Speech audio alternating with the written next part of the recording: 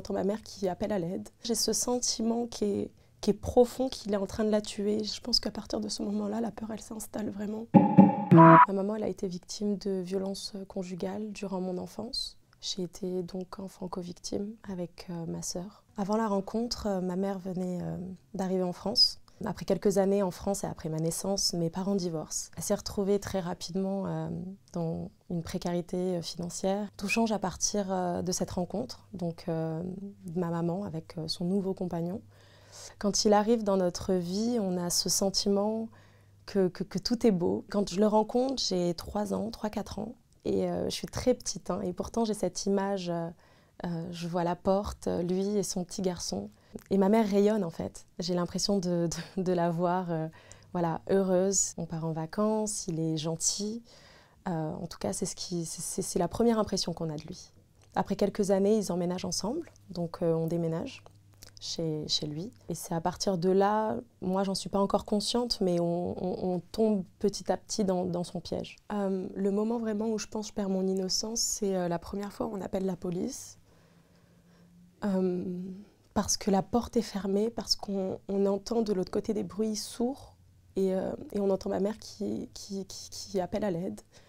Et moi, je suis petite et j'arrive pas exactement à dire quel âge j'ai, mais moi, j'ai ce sentiment qui est profond, qu'il est en train de la tuer.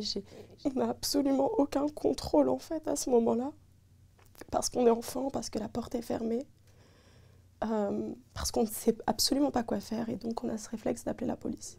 Je pense qu'à partir de ce moment-là, la peur, elle s'installe vraiment. Et comme il est imprévisible, on sait pas quand ça va tomber, en fait. Tout ce qu'on dit, tout ce qu'on fait, on calcule absolument tout, en fait, pour pas que ça déborde, pour pas que ça déclenche sa colère. Ça s'est jamais plus arrêté, finalement, mais c'est sûr qu'il y a un mécanisme dans la violence qui fait qu'on passe par des moments de lune de miel, comme on appelle ça, où l'agresseur, finalement, est gentil, où tout se passe bien et on oublierait presque ce qui se passe à côté et tout le mauvais qui peut ressortir. Ça a été plusieurs années de violence verbale, psychologique, économique. J'ai appris plus tard sexuelle et physique.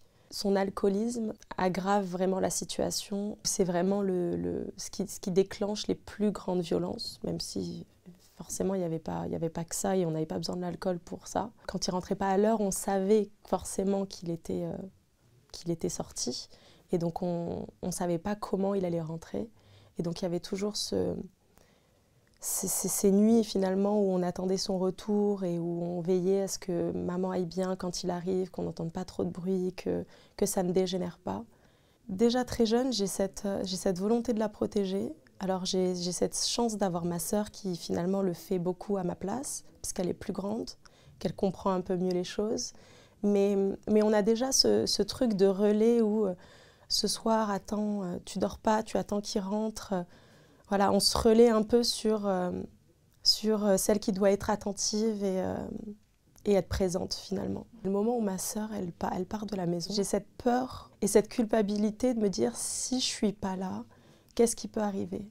Donc je me coupe petit à petit, je donne des excuses à mes amis pour rester à la maison avec elle et pour la protéger du mieux que je peux. J'en parle pas à mes amis, même les plus proches, et je pense que ma sœur non plus.